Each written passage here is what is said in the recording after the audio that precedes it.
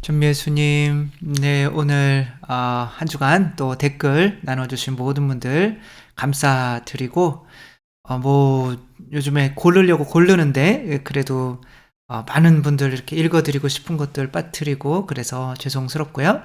부활 축하드리고, 행복한, 또 부활, 항상 뭐 매일매일이 부활이죠, 새로. 아침에 일어날 때, 이 부활, 또, 때, 또 행복하시고 댓글 나눔 함께 하도록 하시겠습니다. 성부와 성자와 성령의 이름으로 아멘.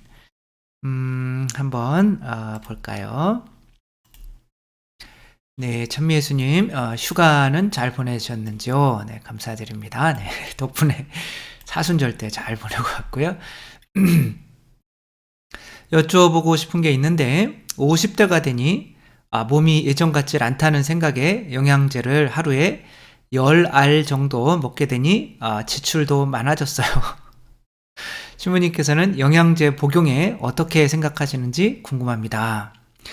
그러니까 건강 염려증에 대한 집착을 내려놔야 되는 건지.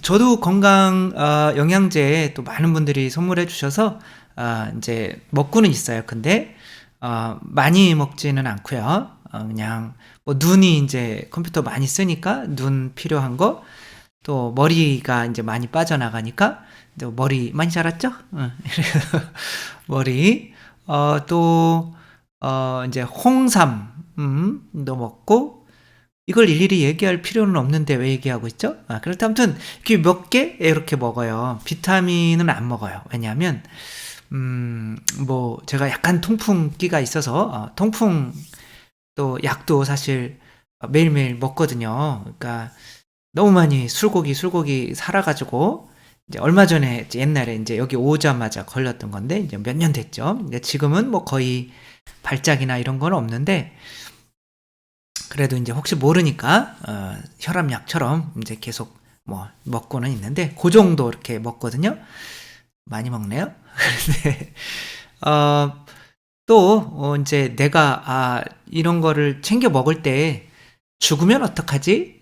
이제 이런 마음으로 챙겨 먹는다는 거는 이제 내 죽음이 내 생명이 나에게 달려 있다는 뜻인 거죠. 그러나 이제 저 같은 경우는 약간 마음을 이제 주님께서 주신 몸인데 갈 땐 가더라도 너 왜 이렇게 네 몸을 소홀히 했니? 요 소리 안 들으려고 이제 먹는 거죠. 뭐 지금 뭐 죽으라면 죽는 거죠. 뭐 그거는 모르겠어요. 딱 치면은 이제 어떻게 될지 모르겠지만 뭐 죽는 거에 대해서 그렇게 큰 겁은 나네요. 갑자기 나네요. 아무튼 그런 건 별로 그런 건데, 이제 죽음 건강 염려증이 있으면 그것은 이제 약을 먹든지 안 먹든지 조금 하느님의 뜻에 의탁하지 않는 거다. 근데 하느님께서 이렇게 생명을 주셨는데 제대로 관리하고 있지 않다면 하느님께 나아가서 또 좀 뭐라 그럴 거죠. 그쵸? 누가 차를 선물해 줬는데 닦지도 않고 기름치지도 않고 조이지도 않고 운전도 안 하고 그래 썩혀서 버렸다. 그렇게 되면 그 선물을 주신 분에게 이제 합당하지 않은 거니까 그거에 맞게 건강을 이렇게 좀 챙겨 주셨으면 좋겠고, 10알 정도는 좀 많은 게 아닌가, 이런 생각이 드네요. 엘리사벳님, 오늘 강론도 온전히 주님께서 해주시는 말씀 같았습니다. 감사드리고요. 제일 낮아져야 은총을 받는다는 말씀 이미 저에게 다 주신 걸까 생각했습니다. 가난한 집의 딸로 대학 문턱도 못 가보고 장사하는 저에게 서울대 아들, 동네에서 예의 바른 아들들로 소문난 두 아들을 주셔서 사자 직업 많은 동네에서, 사자 직업이 뭐죠? 무시 안 당하고 오히려 교수, 사자, 뭐 변호사 막 이런 거 교수 엄마들과 친구하고 또 일용할 양식 주시고 집도 사고 자랑하는 건가요? 이 시국에 바쁘게 살고 있으니 얼마나 많은 은총을 받았나 생각합니다. 그러나 욕심이 끝이 없나 봅니다. 아들은 아들들일 뿐인데 취업 잘 안 되고 저의 맘에 안 드는 여자친구를 얘기하니 지금은 서운하고 미워지는 마음이 생깁니다. 제가 교만과 욕심이 있고 사랑과 겸손도 부족한가 봅니다. 고시 공부한다고 하더니 공부 싫다고 취업한다고 안 되겠다며 아무 곳에나 들어가겠다는 듯이 말합니다. 아들들에게 시련을 주시어 제가 모든 것을 내려놓게 하시는 주님. 아, 그러니까 아들이 뭐 서울대도 나오고 굉장히 잘 키우셨는데 이제 또 뭐 서울대 나와도 요즘에 대학이 뭐 어쩐지 모르겠는데 뭐 들리는 말로는 그쵸? 어떤 학벌이 아니라 어떤 인성이나 이런 거 위주로 또 이렇게 다른 사람들과 화합할 수 있는 능력으로 이제 더 많이 뽑는다고 하잖아요. 그러니까 우리 부모님들은 자녀들을 옛날처럼 좋은 대학교에 보내려고 노력은 해야겠지만 그런 거보다는 좋은 신앙인 만들면 될 것 같아요. 제가 정은표 씨 가족 이야기 했잖아요. 그러니까 그분들처럼 그냥 자식들을 이렇게 하느님께 봉헌하고 알아서 하느님께서 해주세요 이렇게 맡기면 내가 힘써서 노력하는 것보다 하느님이 더 잘 해주실 거니까 그렇게 뭐 물론 이런 것도 시련이겠죠. 내 자신을 조금씩 이렇게 내려놓을 수 있는 기회에 자녀들도 자녀 인생을 이제 고시를 보든지 굶어 죽든지 이제 주님 겁니다라고 손 좀 이렇게 털어버리는 그런 마음 이렇게 있으셨으면 지금 들리는 것 같아요. 그게 쉬운 줄 아세요? 뭐 이런 거. 그러니까 뭐 쉬우면 누구나 하겠죠. 근데 이제 어렵지만 성모님이 예수님 또 이렇게 봉헌하신 것처럼 그렇게 또 봉헌하셨으면 좋겠고요. 김안젤라님, 신부님 꽃구경 다녀오셔서 그런지 얼굴이 샤방샤방하네요. 감사합니다. 한 가지 여쭙겠습니다. 신부님들마다 하느님 체험이 다양해서일 수도 있고 신학교에서 어떻게 배웠느냐에 따라서 다를 수도 있겠지만 제가 즐겨 듣는 다른 신부님의 경우 제 걸 즐겨드려야죠. 거룩한 성전에서 감히 거룩함을 잃은 모습으로 기타나 드럼 등을 이용한 미사나 새로운 형태의 변형된 미사에 대해 굉장히 주의를 요하시는 분도 계십니다. 기타 치면 거룩하지 않은 건가요? 드럼 치면 거룩하지 않은 건가요? 그러니까 다윗이 계약의 궤를 예루살렘으로 가지고 들어올 때 뻘개 벗고 춤췄다고 이제 미칼이 이제 그렇게 얘기를 하잖아요. 부인이 뭐 하는 짓거리냐고 그게 이 채통이 안 맞게. 그러니까 어쩌면 우리가 생각해 만들어 놓은 이 채통을 거룩함이라고 여기는 걸 수가 있어요. 그래서 저희 가톨릭 전례가 너무 힘들어요. 저는 그래서 이제 혹시 본당에 가게 되면 본당에서 교중미사도 그 베토벤 모차르트 곡으로 안 하려고요. 요즘 시대에 맞는 곡으로 주님을 좀 창피하게 찬미하고 싶어요. 활기찬 그런 전례로. 그래서 그냥 앉아서 베토벤 모차르트 막 이런 걸 듣고 있는 게 과연 거룩한 건지 그건 그때의 대중음악이었거든요. 요즘에 그리고 천사들이 하느님을 찬미할 때 지금 우리가 찬미하는 것처럼 그러고 있을지 우리가 갖은 악기 연주할 수 있는 거 갖다 놓고 주님을 정말 기쁘게 찬미할 수 있는 게 저는 더 거룩한 게 아닌가 이런 말씀을 드리는 거고 그래서 뭐 갈팡질팡 할 때가 있다는데 저쪽으로 오시기를 바랍니다.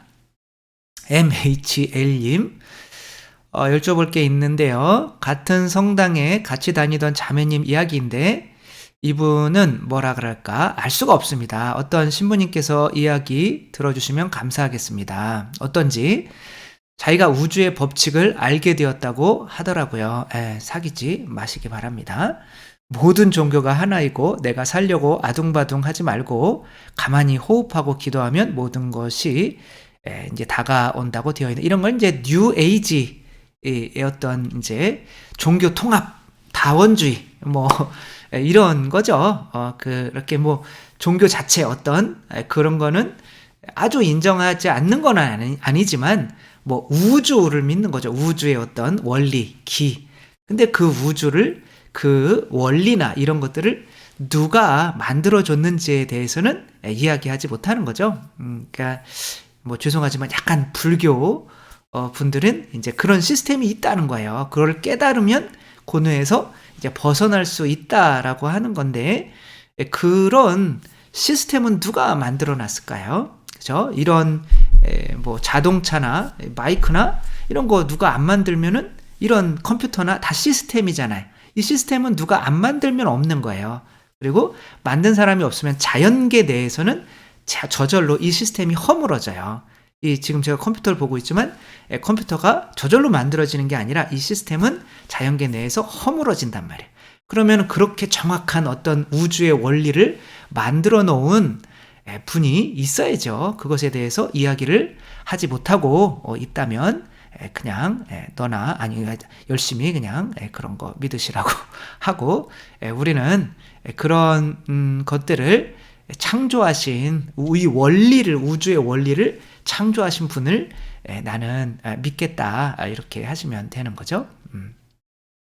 장재식님, 질문이 있습니다. 신부님의 용서는 의지, 어느 신부님께서 용서는 의지, 미움은 감정이다. 즉 용서는 의지를 갖고 하면 되는 것이라고 알겠더라고요. 그러니까 미워하는 것도 제가 볼 때는 의지적으로 미워할 수도 있어요. 왜냐면 저 사람을 미워하지 않으면 내가 지금 굉장히 안 좋아요.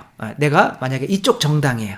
그러면 저쪽 나랑 싸우는 저쪽 정당을 내가 어떤 감정 때문이 아니라 의지적으로 계속 미워해야만 어떤 힘이 생길 수가 있을 수가 있거든요. 그래서 용서는 의지고 미움은 감정이다. 이렇게 딱, 물론 이제 감정이 훨씬 크겠죠.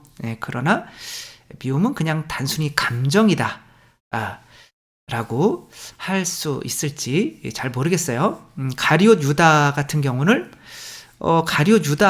예수님이 의지적으로 막 열심히 노력해서 구원해 보려고 했는데, 저는 가룟 유다가 본인 의지로 계속 안 좋은 방향으로 나갔다고 생각을 하거든요. 예수님의 기적이나 이 사랑을 보면서도 끝까지 나가려고 하는 거는 본인 의지가 아니면 안 되거든요.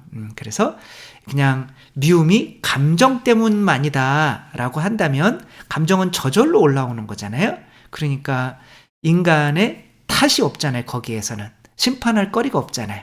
따라서 용서는 의지고 미움은 감정이다. 이거보다는 다 그 감정과 의지가 다 들어가 있다, 이렇게 생각하시는 게 옳을 것 같고요. 그런 자연스레 미움이란 감정도 사라지고요.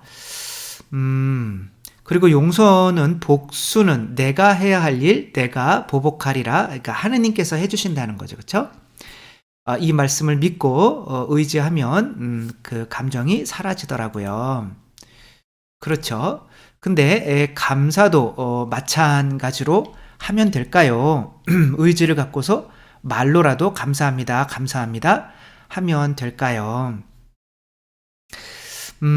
여기에서 이제 저는 모든 것은 의지라고 말씀드리고 싶어요. 용서도 사랑도 미움도 결국에는 내가 선택해서 하는 거다. 신부님, 그거는 저 인간 같은 경우는 맨날 술 드시고 늦게 들어오고 막 밥상 뒤집어 엎고 막 그래, 저 인간을 어떻게 미워하지 않을 수 있어요? 그러니까 이거는 당연히 내 감정에서 나오는 거니까 미워하는 게 당연해요. 이거는 좀 조심하셔야 될 것 같아요. 그런 사람도 용서하는 분이 계시잖아요. 그쵸? 충분히 우리 의지로, 용서도 사랑도 미움도 모든 게 다 우리 의지로, 자유의지로 선택해서 하는 것이기 때문에 그 책임도 내가 지는 거고 심판도 내가 받는 거고 하는 거니까 우리가 뭐 당연히 감사는 당연히 의지로 하는 거죠. 그래서 감사해야지. 그러고 하다가 보면 내가 부모님께 감사해야지. 그러니까 부모님에 대해서 원망스러운 것만 자꾸 생각하면 원망스러운 거가 너무 커져서 더 이상 감사한 게 떠오르지 않잖아요. 근데 제가 뭐 부모님에 대해서 뭐 굳은 살이나 말씀드릴 때 뭐 라면 끓여주신 거나 뭐 이제 그런 뭐 우유하고 뭐 빵 갖다 주신 거나 이런 것들을 제가 의지적으로 생각을 해내서 이제 할 때 더 감사드리는 거잖아요. 그러니까 모든 거는 우리 의지로 이루어져 있는 거죠. 또 그러니까 하느님은 그 의지를 북돋아 주시는 거지, 우리 그 의지로 하는 거는 우리가 당연히 해야 되는 거죠. 그래서 항상 감사합니다, 사랑합니다, 요것을 하루에 100번씩 해야겠다. 이건 내 의지잖아요. 그렇게 하다가 보면 더 감사가 늘어나는 거죠. 그리고 저 사람을 용서하려고 내가 묵주기도를 50단씩 해야겠다. 그러면 50단이 너무 힘들잖아요. 그럼 에라 모르겠다, 용서해버려야지. 그리고 말잖아요. 그러니까 그거 내 의지인 거죠. 다 의지인 거죠. 황완옥님, 전대사에 대해서 더 알고 싶어서 처음으로 댓글 드립니다. 그래서 처음으로 댓글 드려서 처음으로 읽어드리는 거예요. 전대사를 연옥영혼에게 양도하면 직천당 가는 것으로 알고 있는데 그런 다음으로 연령에게 양도를 했습니다. 그런데 레지오 훈화 때 정확히 알고 싶어서 신부님께 질문을 드렸더니 아니라고 하셔서 놀랐습니다. 저도 놀랐네요. 저희 단원들도 다 그렇게 알고 있는데 의외라고 놀랐습니다. 왜 그러셨을까요? 아무튼 좀 뭔가 있을 텐데, 뜻이 전대사 받으면 직천당 간다고 믿고 양도했는데, 그리고 그렇게 배웠는데 계속 의문이 들어서 혼란스러웠는데 문득 그런 생각이 들었습니다. 가톨릭 교리는 오류가 없다. 전대사 받으면 직천당 가는 거 맞다. 다만 양도하는 사람이 진정 전대사를 받을 은총 지위에 있는가, 전대사를 받으리가 확실히 받을만 하고 받았는가에 따라서 달라지는구나. 저는 이분이 너무 착하신 것 같아요. 황완옥님. 그러니까 신부님이 말씀해 주신 의견도 묵살하고 싶지 않은 거예요. 교리도 당연히 하고 싶고, 그러니까 이것을 이렇게 아주 내가 하느님께 받은 그 전대사가 받을 은총 지위에 있지 않으면 못 받았을 수 있기 때문에 계속 전대사를 받아도 한 사람한테 계속 줘야 된다. 뭐 이런 식으로 이제 주임 신부님을 보호하시는데, 뭐 주임 신부님도 어떤 분명히 의미가 있으셨을 거예요. 그렇죠? 그냥 이렇게 말씀을 하시지는 않았는데, 교리상으로는 어쨌거나 전대사는 이제 뭐 다 아시겠지만 죄와 벌은 다른 거죠. 죄는 고해성사 때 이미 사해지는 거고 벌은 남는 거잖아요. 그러니까 다윗이 죄를 지었는데 하느님이 죄는 사해준대요. 근데 그 다윗이 밧세바랑 낳은 아이는 죽이셨어요. 그럼 벌인 거죠. 그러니까 죄의 영향은 남는 거죠. 그렇지 않으면은 막 돈을 막 꿔와. 그 다음에 고해성사 보면 되는 거지 뭐. 그 고해성사 보고 돈을 안 갚아요. 그리고 또 돈을 꿔와. 고해성사 보는 거면 되는 거죠. 그러니까 이제 그런 죄의 영향이 갚아져야 이제 또 내가 그거를 고해성사를 봤으면 이제 그거를 그동안 안 갚은 거를 갚으려고 노력을 해야죠. 그러니까 이제 그렇게 이제 죄와 벌은 좀 다른 건데, 또 그 벌을 온전히 하지 않았다면 이 세상에 있었던 죄, 뭐 벌도 없는데 뭐 그냥 고해성사만 보면 되는 거지 뭐. 그래가지고 고해성사만 다 보고 자주 보고 죄 짓고 이제 그런 상태로 살게 되면 안 되는 거잖아요. 그런 약은 마음을 이제 하느님은 다 아시는 거고, 그 벌을 사해주는 건데, 이제 전대사와 이제 뭐 한대사, 지금은 이제 어떤 부분 대사 뭐 이런 식으로 이렇게 부분적으로만 사해주는 뭐 이런 말로 바뀌었던 것 같아요. 아무튼 전대사와 한대사, 옛날 쓰던 거 하면 그렇게 해서 전대사는 이제 벌까지 싹 없애주는 거기 때문에 그 벌에 대해서 연옥께서 어떤 것을 하는 거기 때문에 한 사람에게만 이제 주는 게 사실은 맞기는 하다. 교리상으로는 그렇다라는 거고요. 하늘과 햇살님, 그렇다면 죄인 줄 모르고 날았던 횡령하고 부정, 부패, 비리 저지르는 위정자들은 죄가 아닌지 궁금합니다. 하느님을 모르고 이 세상에서 그렇게 막 죄 짓다가 이제 돌아가셨어요. 그러면 천당 갈까요? 지옥 갈까요? 당연히 지옥 가죠. 우리는 기본적으로 다 죄인이에요. 처음부터. 네. 그런 죄를 안 지어도. 그러니까 그것은 그런 시각으로 보셨으면 좋겠어요. 그러니까 우리가 구원된 사람들이 죄를 지으면 떨어지는 게 아니라 하나도 구원 못 받는 우리들이 하느님께 믿음으로 구원받는 사람이 되어 나가는 거죠. 다 죄인이에요. 100%다 죄인입니다. 부정비피를 안 저질러도 죄인이에요. 모기에 그냥 본성이 모기. 사람은 태어나면. 그래서 예수 그리스도를 통해서 우리가 나도 예수 그리스도구나. 나도 그러니까 뭐 사람이 아이가 뭐 말라야 그 누구였죠? 아무튼 개한테 키워줬잖아요. 5년 동안 3살부터 8살까지. 근데 30살이 넘고 40살이 넘어도 본인이 개인 줄 알아요. 아무리 가르치려고 해도 안 돼요. 그 5년, 단 5년 개에게 키워졌는데. 그러면 우리는 내가 개에게 키워졌으면 그 개처럼 안 될 자신이 있나요? 어쩔 수가 없는 거죠. 그걸 원죄라고 하는 거죠. 그래서 우리 모두는 다 자라고 하는 얘가 개예요. 자라고 하는 애한테 이 생존 본능으로 키워진 거예요. 그리고 이 세상이 그런 지배하에 있어요. 그러니까 세상은 다 경쟁하고 뭐 좋은 대학 가고 뭐 이러라고 이제 부추기고 있는 거죠. 그 세상과 싸워 이기신 분이 예수 그리스도인 거예요. 아니다. 이 세상에서 해야 될 일은 내가 하느님의 자녀라고 믿고 하느님과 내 자신을 대등하게 여겨서 그러니까 돌 맞아 십자가 못 박혀 죽으신 거잖아요.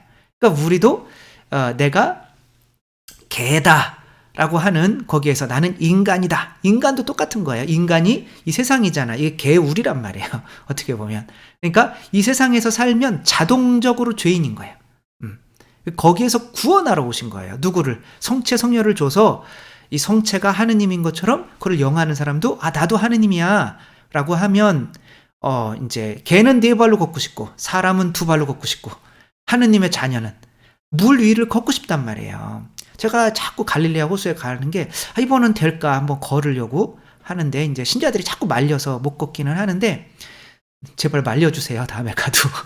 근데 아무튼 그런 이제 욕구가 변하면서 새롭게 하느님의 자녀로 이제 태어나면 이제 하느님의 자녀가 되면 생존 욕구에서 벗어나서 내 자신을 주는 즐거움으로 이제 살아갈 수 있는 사람이 되기 때문에 하늘나라에 살 수 있는 자격을 얻게 되는 거죠. 따라서 뭐 이러면 죄인이냐 저러면 죄인이냐 이런 행동으로 그 사람들의 죄를 이렇게 분간하지 않으셨으면 좋겠어요. 다 죄인이다. 인간은.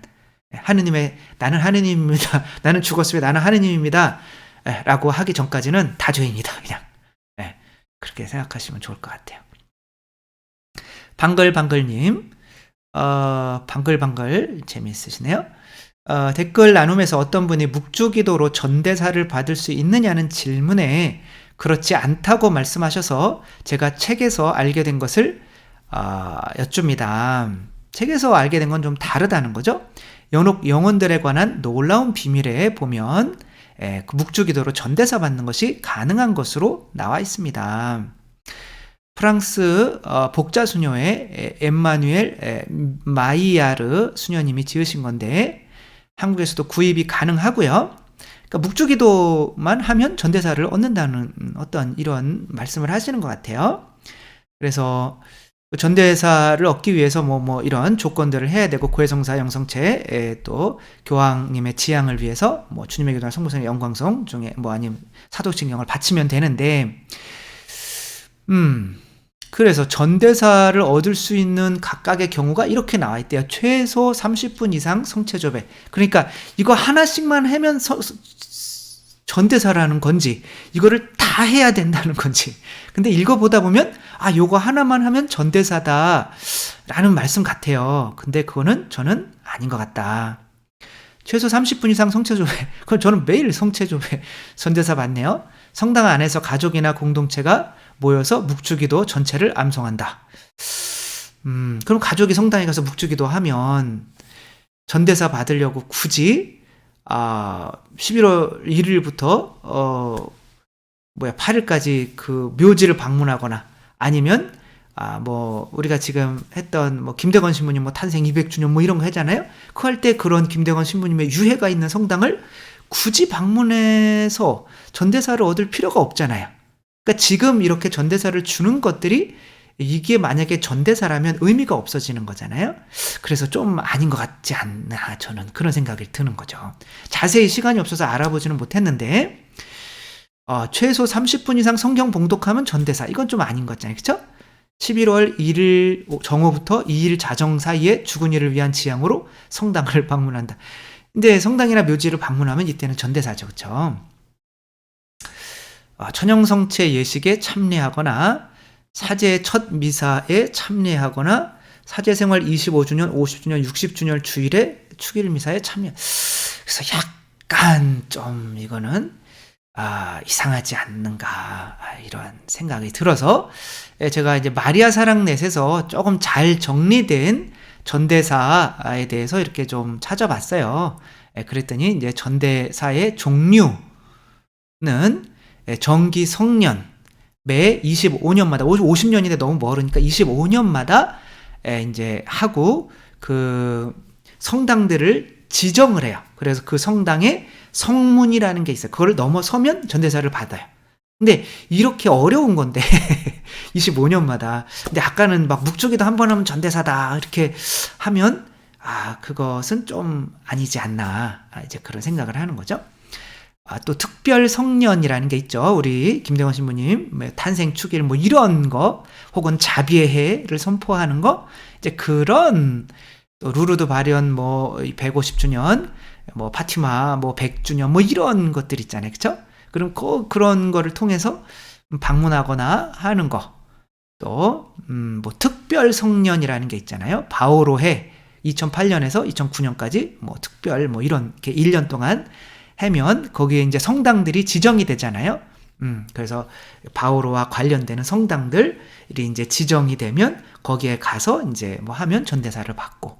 그러니까 이렇게 약간 조금 어려워요. 받는 게 쉽지는 않은데, 그냥 묵주기도 성체조회 30분 이런 거는 좀, 그래서 그 책이 조금 아니지 않나, 이렇게 조심스럽게, 굉장히 조심스러워하는 표정 보이시죠? 특별한 날에 베네딕토 16세 교황께서는 2005년 8월 독일 쾰른에서 열리는 제20차 세계 청년대회, 그러니까 이런 거, 또 2005년 12월 8일에는 원죄없인 대축일을 맞아서 신자들에게 전대사를 이제 교황님이 선포를 하신 거고, 이런 거죠. 그쵸? 혹은 상시적인 전대사. 우리가 알죠? 11월 1일부터 8일까지 고해성사하고, 그건 당연히 교황님 뜻대로 사도신경하고, 이제 하고, 명성체하고, 또 이제 그 묘지를 방문한다. 그러면 그 묘지에 전대사를 양도할 수가 있는 거잖아요. 근데 이제 십자가의 길도 보니까 있더라고요. 근데 이제 요 십자가의 길도 조금, 십자가의 길을 그냥 하는 게 전대사다? 여기 이제 이렇게 나오는데, 그래서 십자가의 길도 전대사다. 그러니까 또 요것도 좀 알아봐야겠는데, 죄송한데 제가 자세히는 못 알아봤다. 그런데 요것으로 그냥 십자가에 상시적으로 십자가의 길을 하면 전대사를 받는다?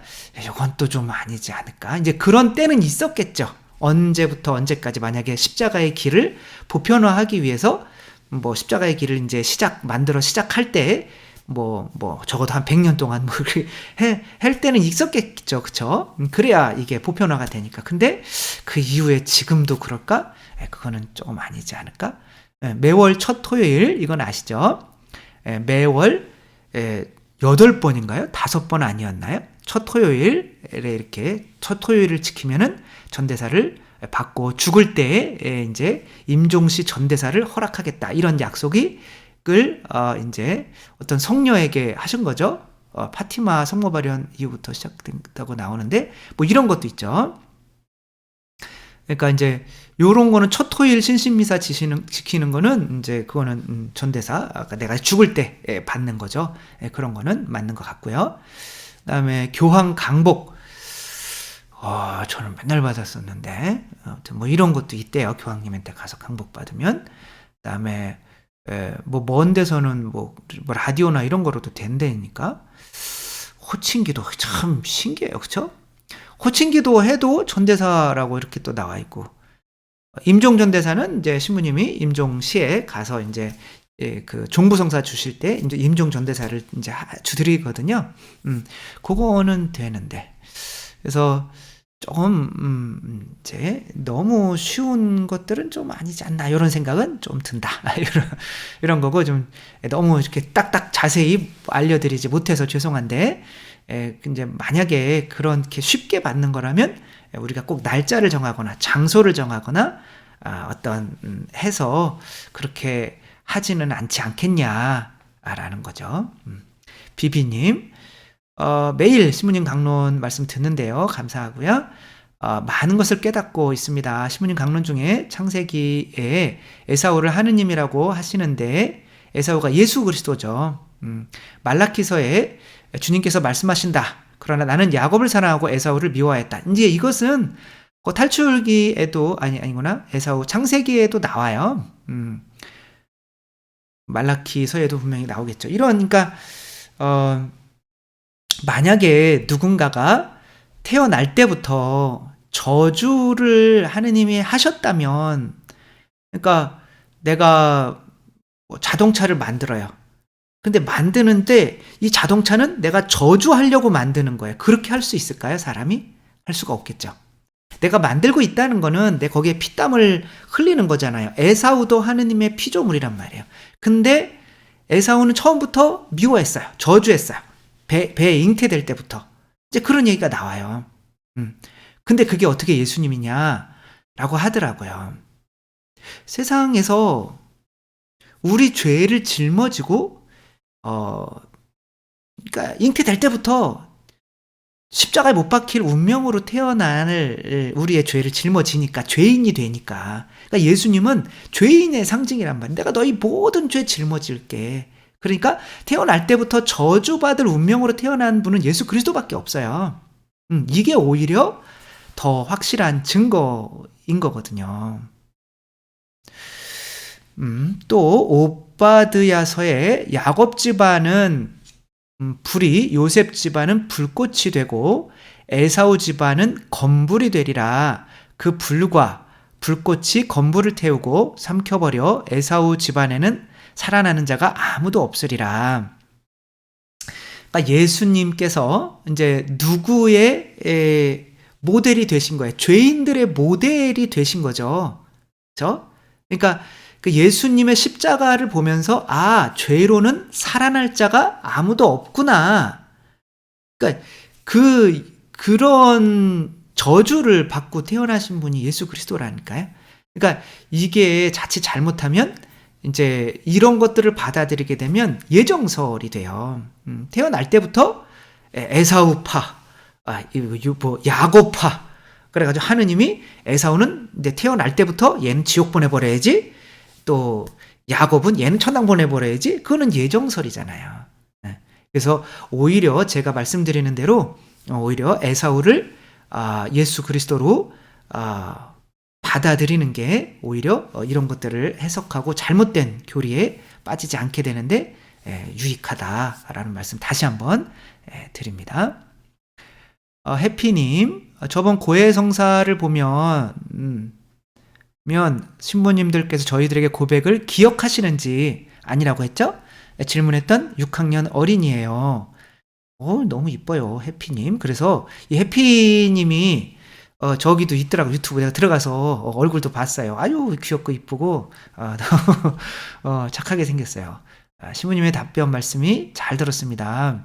오늘은 학교 다녀와서 쉬면서 침대에 누워 있는데 어른들 쉬는 것 같네요. 신부님 강론 말씀이 와서 잘 들었습니다. 그런데요, 1등만 하려는 그런 것들을 성당에서 하려는 사람들이 제 눈에도 보이고 있어요. 그러니까 요즘에는 애들이 아니에요. 다 본단 말이에요. 아이들도 성당에서 이렇게 막 1등 하려고 하는 사람, 이게 막 이름을 이렇게 하려고 하는 사람 다 보인다잖아요.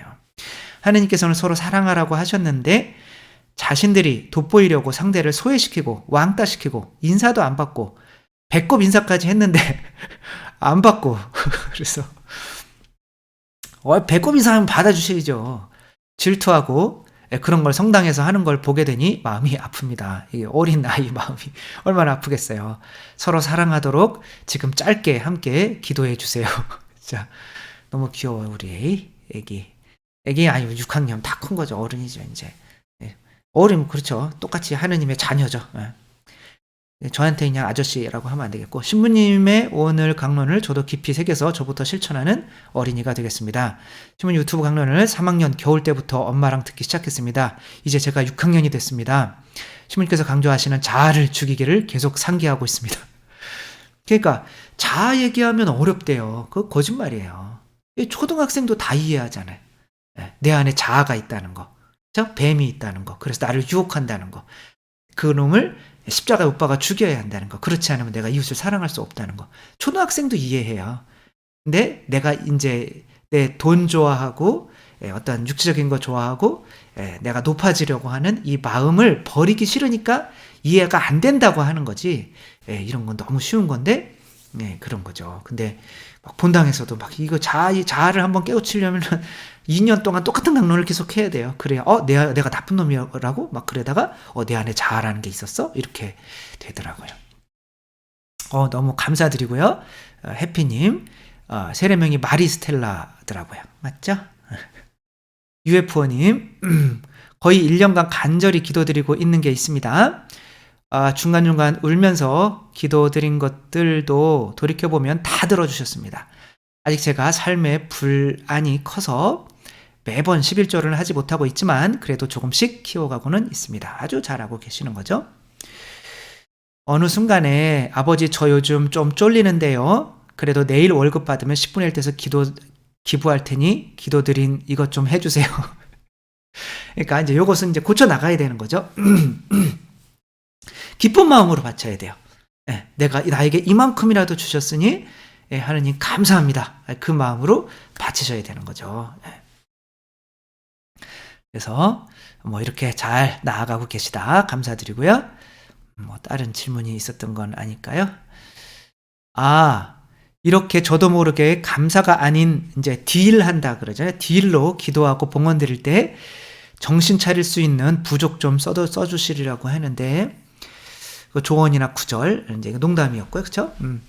뭐 그런 거 좋죠. 뭐 저는 그러니까 솔로 디오스 바스타. 저는 당신만으로 하느님만으로 충분합니다. 혹은 그냥 하느님 감사합니다. 사랑합니다. 뭐 그런 거 자주 이렇게 하는 거죠.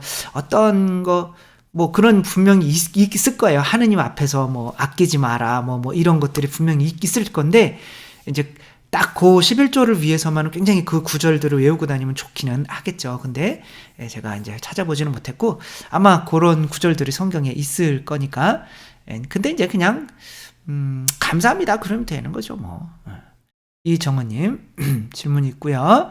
오늘 신부님 말씀도 그렇고 예수님께서 나귀를 타고 성전에 입성하신 것이 그 시대의 왕의 모습이었다고 어떤 신부님께서 말씀을 하셨습니다. 나귀를 탄 것이 겸손의 모습이 아니라 원래 왕의 모습이었고 누가 왕이 근데 여기가 점점 신부님들을 뭔가 이렇게 규탄하는 이제 그런 자리 비스무리하게 돼가는 것 같아서 나귀를 왕이 타는 동물이라고 하시던데요. 맞는가요? 이제 츠카리아에서 한번 보면 딸 시온아 한껏 기뻐하여라. 딸 예루살렘아 환성을 올려라. 보라 너의 임금님이 너에게 오신다. 그분은 의로우시며 승리하시는 분이시다. 그분은 겸손하시어 어린 나귀를 타고 오신다. 이렇게 나와 있잖아요. 그렇죠? 원래 나귀는 흔한 동물이에요. 거기에서 아이들도 타고 다니는 거예요. 근데 왕인데 아이들이 타고 다니는 이런 건 좀 뭐하잖아요. 그렇죠? 거기 얻기 힘든 그래도 좋은 차 타고 다녀야 되잖아요. 그러니까 얻기 힘든 아주 그런 좋은 말이 왕이 타는 게 맞는 거죠. 그리고 이제 겸손한 모습이시기 때문에 그런 나귀를 탄다고 하는 게 저는 맞는 것 같습니다. 최맹자님, 이 세상 살아가면서 이스카리옷 유다처럼 살면 안 되겠지요. 하지만 유다도 희생양이 아니었을까 생각해 봅니다. 예수님의 제자들 중에 토마스나 요한이 베드로가 돈 관리를 했다면 상황이 달라졌을까요? 빵을 적신 다음 그것을 들어 시몬 이스카리옷에게 주셨다. 유다가 그 빵을 받자 사탄이 그에게 들어갔다. 연극이나 드라마에서처럼 각본에 짜여 그렇게 죽을 수밖에 없는 운명, 그렇게 죽어서 죄인들을 구원하려는 하느님의 계획이 아니었나? 절대 아닙니다. 하느님이 사람을 죄짓게 하지 않으세요. 죄 지은 것은 100% 다 인간의 탓입니다. 자기 자유의지로 짓는 거예요. 그러니까 절대로 아니고, 그 하느님의 사람이신 그리스도의 시에 보면 돈을 워낙 좋아하니까 이제 돈을 맡겨서 이제 돈을 계속 써요, 본인이. 뭐 사창가도 가고 뭐 나쁜 일도 하면서 좀 쓰면서. 근데 그것도 하는 예수님이 알아요.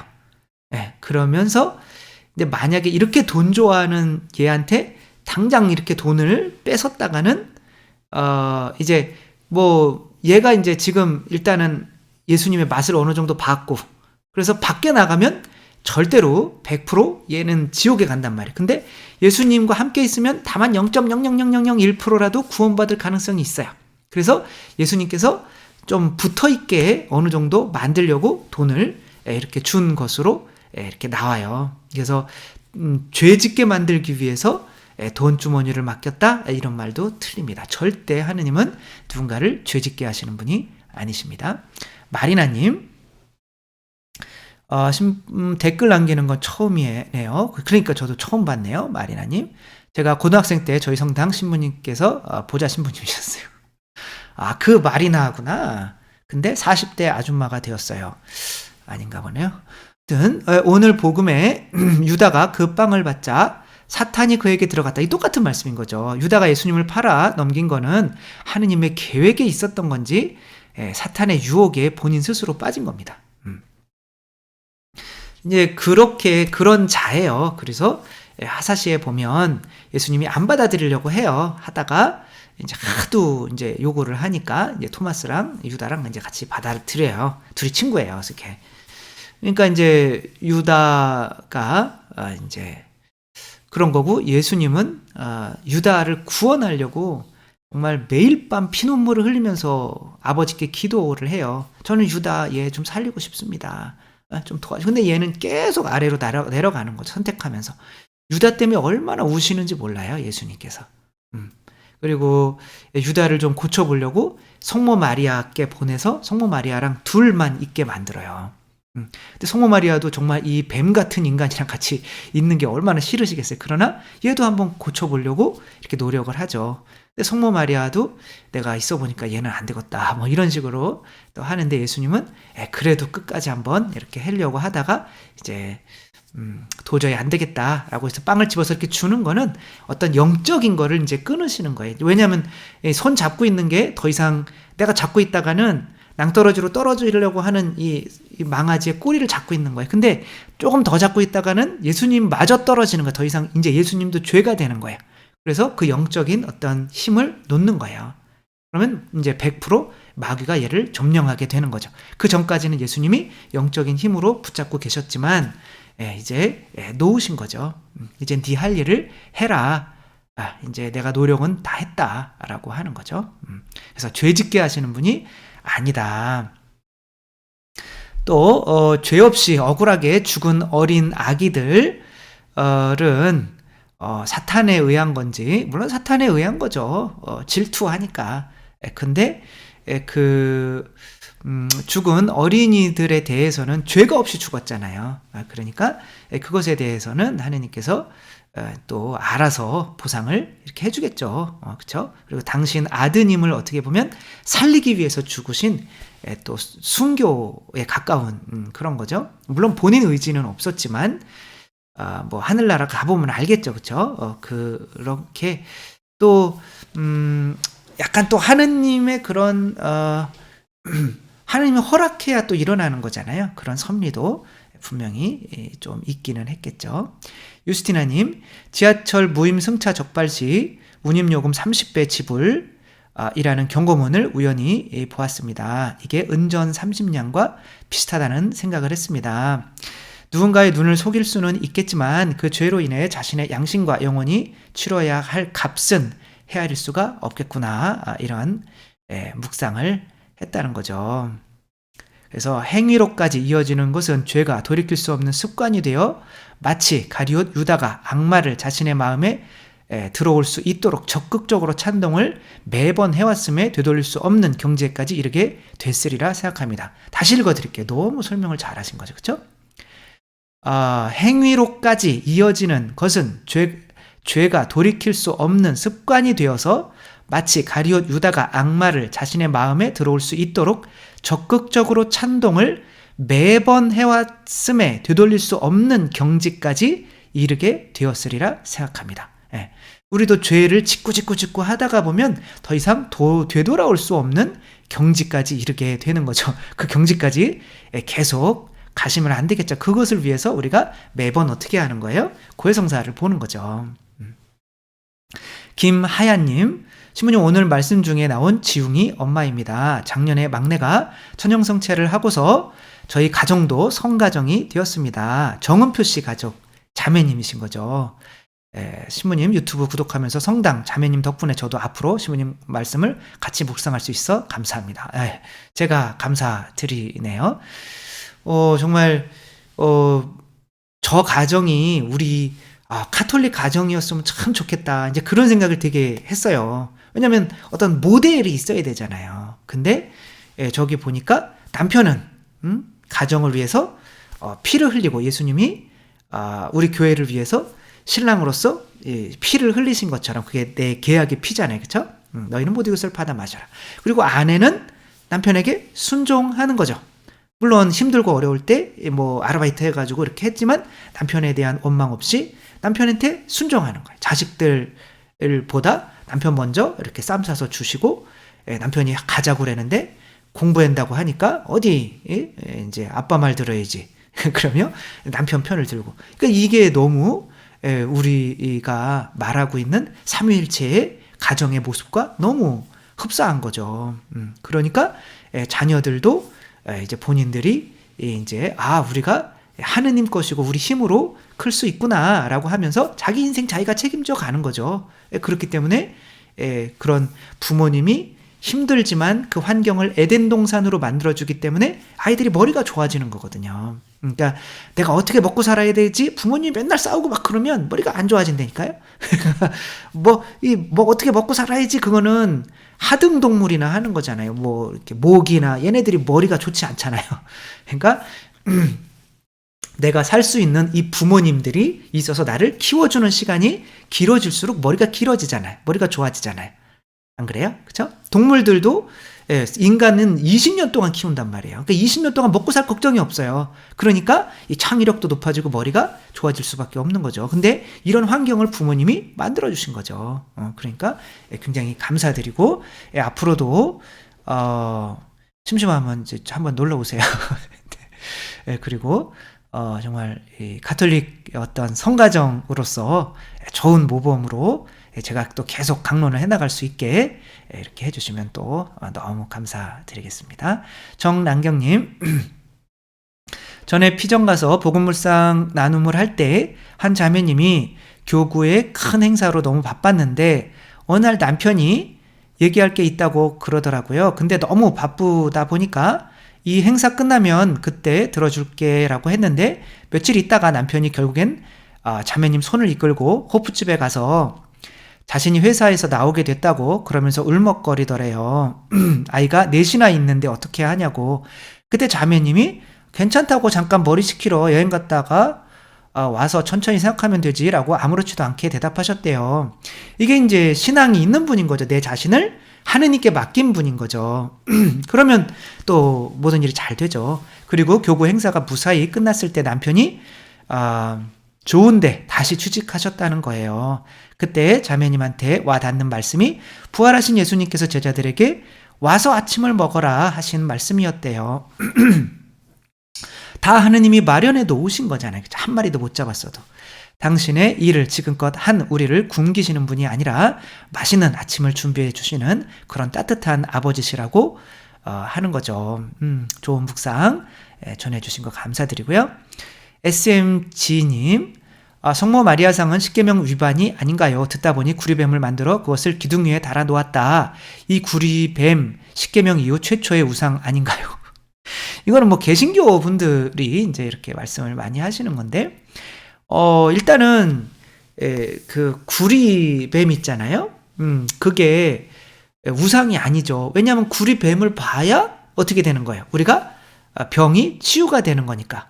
그것은 치유의 십자가, 예수 그리스도의 십자가 상인 거죠. 그러니까 예수 그리스도를 우리가 십자가에 못 박힌 예수님이 뱀이거든요. 아까도 말씀드린 에사우란 말이에요.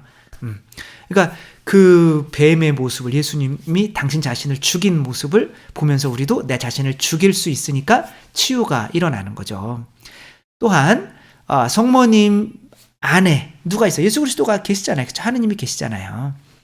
그리고 그냥 뭔가를 만들면 다 우상이다 라고 하는데, 그러면 촛대도 만들었고, 그쵸? 그 안에. 그리고 천사들의 모습도 만들었잖아요.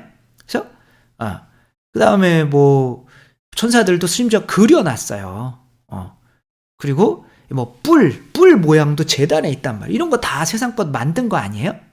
그런 세상껏 만들어 놓은 것들에게 절하고 뿔에 피 붙이고 그런 거는 그래서 단순하게 우상이 그런 게 아닌 거죠. 우상은 하느님을 믿는 사람이 하느님을 세상 것으로 만들어 버리는 것을 우상이라고 하는 거예요. 그러니까 이스라엘 백성이 하느님을 뭐로 만들었죠? 금송아지로 만들었죠. 그게 우상인 거예요. 그러니까 그 하느님을 금송아지로 만드는 건 왜 그러는 거예요? 내가 내 안에 있는 자아를 섬기니까. 내가 돈 좋아하니까 하느님, 내가 이만큼 돈 낼 테니까 우리 요거 좀 잘 되게 해주세요. 이게 뭐예요? 염을 줄 테니까 밭 깔아라, 이런 거잖아요. 그쵸? 그럴 때 하느님이 뭐가 되는 거예요? 이 세상에 있는 소처럼 되는 거죠. 이거를 우상숭배라고 하는 거예요. 그러니까 하느님을 피조물 수준으로 낮추어서 우리가 거래를 하고 하는 것이 우상숭배인 거지. 내가 그냥 단순하게 그냥 너무 유치한 거죠. 그런 건 우상이 아닙니다. 김광은님, 수호천사에 대해서 질문이 있는데요. 생명이 잉태될 때 영이 들어가나요? 이제 여기서 영은 아마 영혼을 의미하시는 것 같아요. 그래서 생명이 잉태될 때, 정자와 난자가 결합될 때, 그때 영혼도 함께 그 순간에 들어간다고 가르치지 않아요. 헷갈리시죠? 그쵸? 그러니까, 낙태하면 안 된다라고 하는 게, 그 정자와 난자가 결합해서 수정될 때, 하느님께서 그 영혼을 넣어주시니까, 그게, 우리가 그 낙태를 하면은 하는 이 사람을 죽이는 일이다. 라고 이제 이런 식으로 막 그거를 강조하기 위해서 하는데, 천만의 말씀이에요. 여러분. 이렇게 정자와 난자가 만나서 착상하는 경우가, 정자와 난자가 만났어요. 근데 그 자궁에 착상을 해야 되잖아요. 그게 25%도 안 될 때도 있어요. 어떤 사람은 잘 되는 사람은 50%도 되고 하겠지만, 그러니까 그런 게 다 빠져나가는 거예요. 착상이 그 정자 난자가 수정이 돼도. 만약에 그때 영혼이 들어온다고 하면 어떻게 된가? 하느님이 또 기껏 사람을 만들어 놓고 또 다 죽이는 거예요. 그래서 신기한데, 이런 걸 알지도 못하는 그 옛날에 아우구스티누스 그쵸. 지금부터 한 1500년 전에 계셨던 분들이, 이렇게 영혼은 며칠 뒤에 들어온다. 이렇게 얘기를 해놨어요. 그건 언젠진 모르는 거죠. 근데, 그러니까, 언젠지 모르는 거예요. 그러니까, 그게 두 개 다 우리가 이제 수정되어서 이렇게 빠져나가는 게, 그래서, 거기에 영혼이 들어있다? 그러면 골치 아프잖아요? 그것도 다 해결할 수가 있는 거죠. 그래서 언제 영혼이 들어오는지는 모른다. 그리고 물론 그 영혼이 이제 들어왔다면 며칠 뒤에가 되겠죠. 들어왔다면 그 들어온 그 영혼이 이제 에게는 수호천사가 당연히 근데 이제 수호천사가 그 안으로 들어오는 건 아니에요. 수호천사가 우리 안에 들어오는 건 아니고 옆에서 지켜주시는 거죠. 엄마 옆에서. 그럼 우리 안에 들어오시는 건 하느님이 들어오시는 거죠. 그리고 우리가 흔히 육이 아닌 영을 살찌운다고 하는데 육이 아닌 영이 이끄는 소리에 영을 살찌우려면 하느님의 뜻을 따르는 길로 갈 수 있는 걸. 그렇죠. 내가 밥 먹고 있을 때 수호천사는 옆에서 뭐 하고 계실까요? 그냥 쳐다보고 있겠죠. 잘 모르겠어요. 수호천사는 우리를 위해서 기도해주고 뭐 이렇게 하는 분인 거죠. 또 대신 묵주기도 바쳐주신, 저는 우리가 묵주기도 바치다가 자면 그거를 성모님이나 수호천사가 대신해 준다, 이건 좀 아니지 않나 싶어요. 그냥 묵주기도 하면서 자라 라고 하기 해서 그런 거죠. 본인이 한 만큼만 하는 거죠. 왜 그걸 뭐 해주실 수도 있겠지만 잘 모르겠어요. 조명원님, 시민 말씀을 듣는 중에 낙원을 거니는 행복한 마음이 빠집니다. 그런데 말씀이 끝나갈 즈음에 주님을 밟은 이가 그땐 가룟 유다가 1명이고 11명은 주님의 뜻에 맞게 살아갔지만 지금 우리나라는 반대로 11명이 주님을 밟고 있는 형상이 아닌가라는 생각을 떨칠 수가 없습니다. 저처럼 약간 비관적이신 분이신 거죠. 주님께서 저희를 위해 이렇게 애쓰시는데 바보처럼 이렇게 많이 들으면서도 기도를 한다고 하면서도 잘 바뀌지를 않습니다. 난 이런 거 상관 안 해. 정치는 정치인들이나 하라고 하고 성당 앞에서 1인 시위하는 신천지 피해자 가족에게, 근데 왜 신천지에 가서 해야지 성당 앞에서 신천지 피해자가 와서 할까요? 아유 시끄러워하고 면전에 대고 말하며 저희끼리 웃으며 가는 성당 자매들을 그냥 지나쳐 보고 나도 그냥 나와 상관없다 하며 사는 게 맞나요? 그러니까 이제 우리는 이제 심판하지 말아야 돼요. 하느님이 알아서 다 해주실 거고, 나는 그러지 말아야 된다는 걸 알잖아요, 그렇죠? 그러면 나는 그러지 않으면 되는 거죠. 그리고 이제 나의 그 모습을 보며 그렇게 깔깔대던 그분들도 이제 좀 회개하고 그렇게 하면 되는 거죠. 김세실리아님, 그러니까 이제 세상이 안 좋아지는 거는 내가 심판을 많이 해서가 아니라, 안 해서가 아니라 많이 해서 그런 거죠. 심판을 할 때부터 세상은 더 안 좋아지게 돼 있죠. 다른 사람의 발을 씻어준다는 것은 구체적으로 어떤 의미가 있습니까? 겸손하라는 건가요? 예스맨이 되라는 건가요? 예스맨이 되라는 거죠. 그러니까 어떤 분들은 그럼 죄인한테도 예스맨이 되냐? 그건 아니죠. 죄가 안 되는 이상에 는 사람들이 내 머리를 밟을 수 있도록 내어줘야 돼요. 그래서 한번 예수님께서 우리가 다 죄인이잖아요, 그렇죠? 우리가 예수님을 밟은 거잖아요. 그 다음에 안 거잖아요. 죄가 없으셨던 분인데 내 죄 때문에 내가 밟았네? 그러면서 내가 깨끗해지는 거잖아요. 이게 발 씻어주는 거거든요. 그러니까 내가 누군가에게 겸손해진다는 거는 상대가 나를 밟는 거죠. 그러면 언젠가는 뭐 회개하는 사람도 있고 안 하는 사람도, 깨끗해지는 사람도 있고 아닌 사람도 있겠죠. 그러나 일단 누군가를 깨끗하게 하기 위해서는 내 자신이 그 사람에게 밟혀야 된다는 거, 그게 바로 발을 씻어주는 것과 같다는 거, 이렇게 보시면 되겠고요. 과학 알려주는 남자, 밟히면 아파서 참다가 집에서 화를 낸 경우가 자주 있습니다. 당연하죠. 그래서 그 화를 좀 풀 수 있는 게 있어야 돼요. 성당에서 좀 푸셔야 돼요. 성당에 앉아있으면 그 화가 풀려요. 그래서 그게 쌓이다 보면 나중에 이제 막 큰 죄를 지을 수도 있으니까 내 안에 그런 것들이 쌓이지 않도록 흘려보내야 돼요. 나쁜 것도 다, 좋은 것도 나쁜 것도 다 흘려보내야 돼요. 아직 살아서 아픈 건지, 저도 참지 말고 당당히 주장해 맞는 건지, 자아를 죽이는 방향이 하느님이 원하시는 방향 같지만 저는 아직 많이 부족함을 느낍니다. 그러니까 아주 말하지 말라는 것도 또 아닌 거죠. 예언자직이 있잖아요. 그러니까 그것도 밟히는 걸 수가 있는 거예요. 누군가가 내가 당신 이런 거 잘못했습니다 라고 얘기를 하면 어디 이놈이 이렇게 할 수도 있는 거잖아요. 그러니까 잘못된 것은 단 둘이 있을 때 이야기를 해줄 필요가 있는 거죠. 그러니까 이제 그거는 진리라고 하는 거예요. 그 다음에 내가 빨피는 건 은총이라고 하는 거고, 그 은총과 진리가 함께 갈 때 그 사람을 변화시킬 수가 있는 거죠. 부모님이 자식들한테 빨피잖아요. 사춘기 때 나한테 해준 게 뭐가 있냐, 나중에 깨닫게 되는 거잖아요.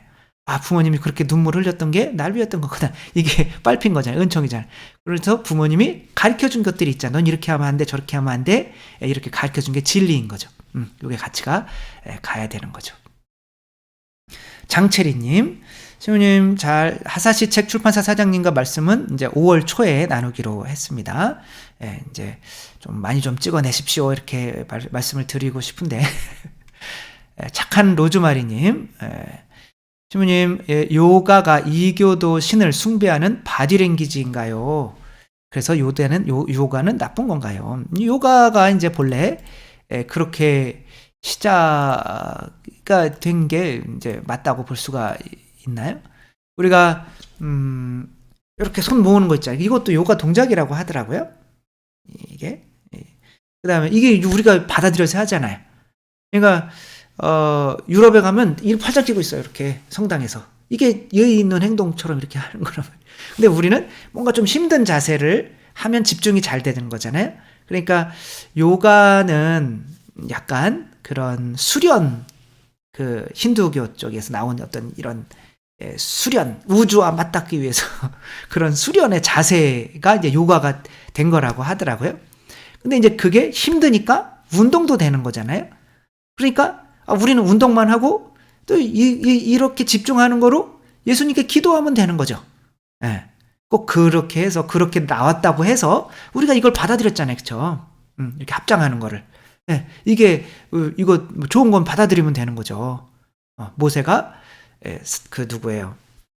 그 이트로 장인이 왔을 때 장인이 이렇게 해라 그랬더니 내가 모세인데 어디 감히, 우리는 진리고 너는 진리가 없어, 이게 아니었잖아요. 그 이트로가 하는 말도 다 받아들였잖아요. 그러니까 우리가 하느님이라고 하는 것도 여기서 이미 쓰고 있던 걸 받아들인 거잖아요. 그런 것처럼 그냥 이렇게 잘 받아들이고 이제 뭐 그거를 한다고 해서 내가 이상한 종교에 빠지지는 않을 거 아니에요. 만약에 그런 것까지 요구하는 데가 있으면 나와야죠. 근데 그 정도 경지로 요구하려면 엄청난 수준이어야 한다고 하더라고요. 그러니까 그냥 웬만하면 그냥 요가 열심히 하시며 기도하시며 요가하시면 되겠다, 이런 말씀을 드리고요. 제가 이제 또 조금 더 게을러지려고요. 그래서 토요일 강론은 묵상은 올리지 않고 이제 교리가 이제 끝났는데 이제 교리도 이제 잠깐 좀 이제 1, 2, 4편 중에 2편까지 이제 한 거거든요. 이제 3편, 4편은 이제 윤리하고 이제 뭐 기도인데 요거는 나중에 천천히 해도 될 것 같고, 그래서 토요일 날은 뭔가 좀 특강식으로 하는 거로 이렇게 올릴게요. 그래서 지금은 이제 뭐 할 거냐면 요한복음을 이제 약간 특강식으로 이렇게 토요일 날은 나가도록 하겠습니다. 괜찮죠? 그래서 이제 하루에 막 2개 이상씩 하려면 뭐 할 수는 있는데 하기 싫은, 아니야, 할 수는 있는데 약간 이제 그 어떤 질이 떨어진다? 뭐 이런 걸로 퀄리티 문제로 이렇게 핑계를 삼는 거죠. 그래서 토요일은 이제 또 언제까지 할 수 있을지 모르겠지만, 왜냐면 제가 또 조금 있으면 인사이동이 될 가능성이 굉장히 많거든요. 그럼 또 거기 가면, 그리고 이제 여기도 코로나가 풀렸기 때문에 이제 저도 일을 해야 되는 거잖아요. 놀았으니까 이제 이걸 했는데, 그러면 아무래도 조금 무리가 되지 않을까 싶어서 토요일 이제 2개씩 올리는 건 좀 힘들겠다. 그래서 토요일은 이제 뭐 주일 뭐 미사도 같이 하니까 미사를 뭐 토요일 미사는 또 많이 하시는 분들도 계시긴 하지만, 그래서 그래도 이제 토요일 묵상은 또 월요일은 요거로 대체하는 거고, 토요일은 이제 특강으로 이제 성서 특강으로 이제 대체하는 것으로 이렇게 할 거니까 이해해 주시고, 또 많은 분들 또 이렇게 보시면서 또 함께 기도하는 마음으로 이렇게 보시며 또 하셨으면 좋겠고, 정말 이 빈무덤을 보고 천사들 왜 산이를 죽은 이들 가운데 찾느냐 라고 한 이 천사 예수님, 갈릴레아로 가라 막 다 내놓으라는 거죠. 그런 예수님을 여러분들 꼭 만나는 이 부활절이 되셨으면 좋겠습니다.